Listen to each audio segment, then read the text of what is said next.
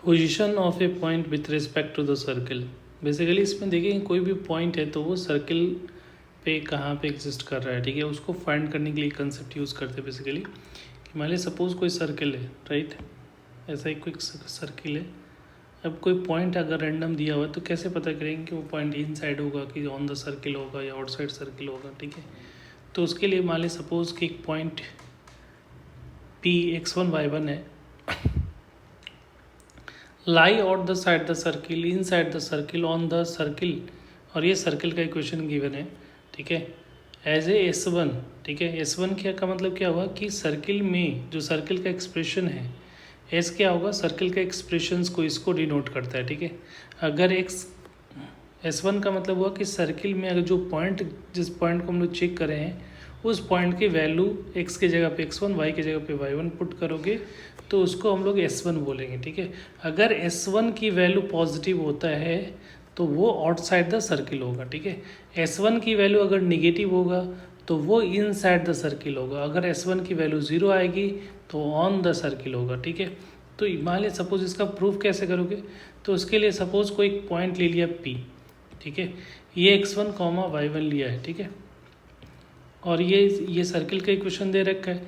तो सर्किल का इक्वेशन अगर दे रखा है तो इसका सेंटर क्या होगा, तो सेंटर हम लोग को पता है -g, -f होता है, और इसका रेडियस क्या हो जाएगा, इसका रेडियस जो होगा √g² + f² - c होगा, राइट। अब ये चेक करना है, तो ये सर्किल का सेंटर है C। तो अगर आउटसाइड द पॉइंट है तो उसके लिए कंडीशंस क्या होगा कि जो CP लेंथ होगा, CP का लेंथ जो होगा वो अगर आउटसाइड है, ठीक है, अगर P पॉइंट कोई आउटसाइड है तो वो रेडियस से बड़ा होगा, ठीक है। ये रेडियस है, यहाँ से यहाँ तक का रेडियस हो जाएगा तो रेडियस से बड़ा होगा। इट मीन्स कि CP² is greater than R² होगा। तो CP क्या है, CP तो ये पॉइंट तो पता है -g, -f सेंटर का coordinate.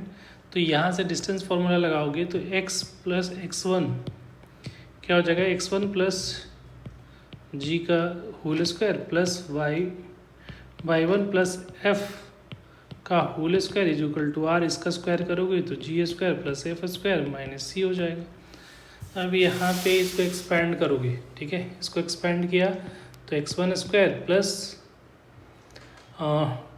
g² plus 2x1 g हो जाएगा plus y1² plus f² plus 2f1 y हो जाएगा equal to g² + f² - c हो जाएगा। अब यहाँ से देखो f² से f², g² से g² कैंसिल आउट हो गया, तो यहाँ जो एक्सप्रेशन आ रहा है x1² plus y1² plus 2gx1 plus 2f(y1), ठीक है, ये 1 होगा, और ये -c है तो प्लस c, और ये वैल्यू क्या होनी चाहिए, अगर सॉरी यहाँ पे greater than equal to 0 greater than होगा, क्योंकि आउटसाइड के लिए कंडीशन है। अगर इनक्वालिटीज देखोगे तो ये जो है हमारा आ रहा है यहाँ से ग्रेटर देन है, तो ये ग्रेटर देन, ये ग्रेटर देन, तो यहाँ पे भी ये क्या हो जाएगा ग्रेटर देन 0। तो इससे हम लोग ये प्रूफ कर दिए कि अगर कोई आउटसाइड है तो ये ग्रेटर देन 0 होगा।